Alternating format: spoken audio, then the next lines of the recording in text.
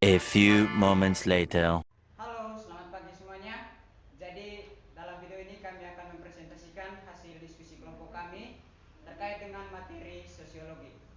Adapun beberapa pokok poin yang kami bahas pada video kali ini yaitu pengertian sosiologi, karakteristik sosiologi, sejarah perkembangan sosiologi, ruang lingkup sosiologi.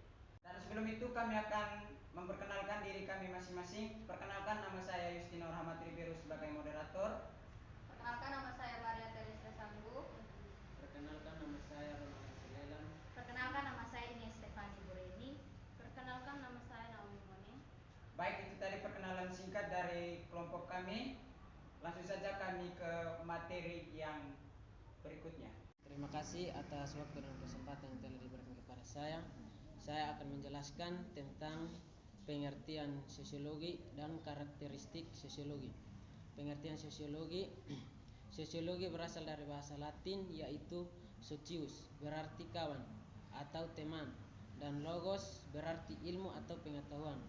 Jadi dapat diartikan bahwa sosiologi merupakan ilmu pengetahuan yang mempelajari atau membahas tentang cara atau tingkah laku di dalam suatu pertemuan atau perkawanan. Kemudian dijabarkan cakupannya bahwa sosiologi itu merupakan sekelompok manusia yang hidup dan berbaur di dalam suatu sekelompok manusia atau wilayah tempat dengan keadaan yang berbeda-beda yang disebut sebagai dengan masyarakat. Dengan begitu, sosiologi juga dapat diartikan sebagai ilmu atau pengetahuan tentang bagaimana cara hidup masyarakat sehingga terjadi suatu hubungan dengan berawal dari interaksi sosial, baik komunikasi antara sesama. Yang berikut karakteristik sosiologi. Karakteristik sosiologi dibagi menjadi 5. Yang pertama, sosiologi itu sendiri merupakan bagian dari ilmu sosial dan bukan termaksud bagian dari ilmu pengetahuan alam maupun ilmu kerohanian. Yang kedua, sosiologi termaksud disiplin ilmu yang bersifat kategoris dan bukan termaksud disiplin ilmu yang normatif. Makanya sosiologi ini membatasi diri pada apa yang terjadi saat ini mengenai apa yang semestinya terjadi atau seharusnya terjadi, sehingga dapat dikatakan sosiologi dikategorikan sebagai ilmu murni dan bukan termaksud ilmu terapan. Yang ketiga, sosiologi memiliki tujuan dan menghasilkan pengertian dan pola-pola umum. Berbeda hal dengan sejarah, lebih meneliti dan mencari pola khusus yang menekankan tentang keunikan sesuatu yang dikaji. Maksudnya, sosiologi lebih menekankan mencari apa saja yang termaksud prinsip-prinsip umum dari interaksi sosial yang pengantar perkembangan ilmu sosial terjadi baik dari bentuk sifat, hakikat, isi struktur maupun proses dari masyarakat manusia. Yang keempat, sosiologi termasuk disiplin ilmu sosial yang empiris, artinya suatu kejadian sesungguhnya, faktual, artinya berdasarkan fakta, dan rasional, artinya berdasarkan akal pikiran atau masuk akal. Yang kelima, sosiologi bukan termaksud ke dalam ilmu pengetahuan yang konkret, namun melainkan termaksud ke dalam ilmu pengetahuan yang abstrak. Maksudnya, bahkan kajian yang difokuskan di dalam ilmu sosial yaitu bentuk dan pola-pola suatu peristiwa di dalam masyarakat dan bukan berkaitan tentang wujud suatu masyarakat yang konkret. Selanjutnya, saya akan menjelaskan tentang sejarah perkembangan sosiologi. Istilah sosiologi lahir pada tahun 1839 yang pertama kali dicetuskan oleh Auguste Comte. Kata sosiologi berasal dari bahasa Latin yaitu socius yang berarti teman dan logos yang berarti pengetahuan. Jadi, Dapat disimpulkan bahwa sosiologi adalah ilmu yang mempelajari tentang teman. Adapun Comte, sosiologi adalah ilmu sosial umum yang merupakan hasil akhir dari perkembangan ilmu tersebut. Selanjutnya, ruang lingkup sosiologi. Sosiologi mempelajari struktur sosial yang meliputi perubahan-perubahan sosial yang terjadi. Ruang lingkup sosiologi mencakup lebih luas dan lebih banyak ilmu-ilmu sosial lainnya karena mencakup hubungan antara individu dengan individu, individu dengan kelompok, dan kelompok dengan kelompok dalam masyarakat itu sendiri. Menurut Surjono Sukanto, berdasarkan kekhususan ruang lingkupnya, sosiologi dapat dikelompokkan menjadi dua macam cabang, yaitu sosiologi umum dan sosiologi khusus. Yang pertama, sosiologi umum mempelajari dan menyelidiki perilaku manusia secara umum dalam melakukan hubungan masyarakat.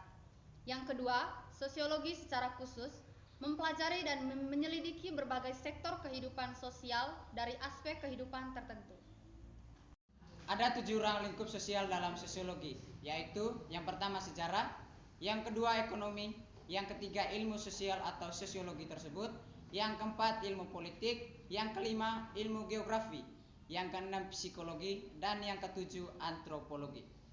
Baik, selanjutnya saya akan menjelaskan beberapa ruang lingkup yang sudah saya sebutkan tadi. Yang pertama, sejarah. Sejarah adalah disiplin ilmu sosial pertama yang mencapai eksistensi kelembagaan otonom. Meskipun beberapa sejarawan di antaranya bersikukuh dan begitu antusias menolak label ilmu sosial. Menurut Wellstrain tahun 1997 di halaman 22, berbagai perselisihan antara sejarawan dan disiplin ilmu sosial lainnya merupakan perselisihan internal ilmuwan sosial. Yang kedua, ekonomi. Pada abad ke-19, ekonomi secara resmi diterbitkan dan diakui. Dalam perkembangannya dengan berbagai asumsi pengantar perkembangan ilmu sosial yang berusaha untuk menguniversalkan ilmu ekonomi. Pada akhirnya menjadikan studi ekonomi sangat berorientasi pada masa kini. Karena posisi sejarah ekonomi adalah minor dalam kurikulum ekonomi dan subdisiplin sejarah ekonomi lebih dikembangkan sebagai ilmu sejarah daripada ekonomi. Yang ketiga, sosiologi pada abad ke-19 pada saat ilmu ekonomi mulai berkembang dan booming. Menjadi disiplin ilmu mapan di berbagai universitas. Selanjutnya, disiplin ilmu yang berorientasi pada waktu itu adalah sosiologi. Yang keempat, ilmu politik dalam waktu dekat. Ilmu politik yang merupakan disiplin ilmu baru juga akan muncul. Alasan dibaliknya adalah perlawanan fakultas hukum untuk merebut monopoli di daerah saat itu. Sementara itu, filsafat politik memperkenalkan disiplin ini untuk mengklaim warisan karya-karya Yunani kuno seperti sejarawan Plato dan Aristoteles yang telah lama memadai dalam kurikulum universitas. Yang kelima, geografi khusus untuk ilmu geografi pada dasarnya seperti sejarah yang merupakan praktek sejak zaman kuno di Yunani kuno, seperti yang dijelaskan oleh Herodotus abad ke-15 sebelum Masehi, Iga Sahira M, Fathul Hadi, dan Suryati. Meskipun perhatian utama geografi adalah apa yang menjadi perhatian ilmu sosial, ia menolak kategorisasi.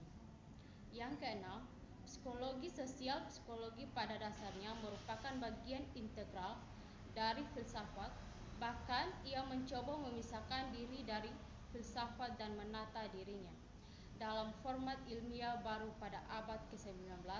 Namun, dalam prakteknya psikologi diartikan bukan sebagai ilmu yang berada dalam arena ilmu sosial, melainkan dalam arena medis. Yang ketujuh, antropologi berbeda halnya dengan antropologi. Pernyataan ini tampaknya lebih merupakan justifikasi silang antara ilmu-ilmu sosial dan humaniora. Tidak lagi membuktikan dirinya sebagai sesuatu yang diterima begitu saja seperti yang sudah jelas sebelumnya. Yang terakhir, kesimpulan. Setelah mempelajari pengertian, karakteristik, sejarah perkembangan, serta ruang lingkup sosiologi, dapat disimpulkan bahwa sosiologi adalah kajian tentang hubungan sosial dan bagaimana individu berinteraksi dalam konteks kelompok dan masyarakat serta individu-individu lain. Baik, sekian hasil dari presentasi kami hari ini. Kurang dan lebihnya kami ucapkan limpah terima kasih. Sampai jumpa di lain waktu. Dah.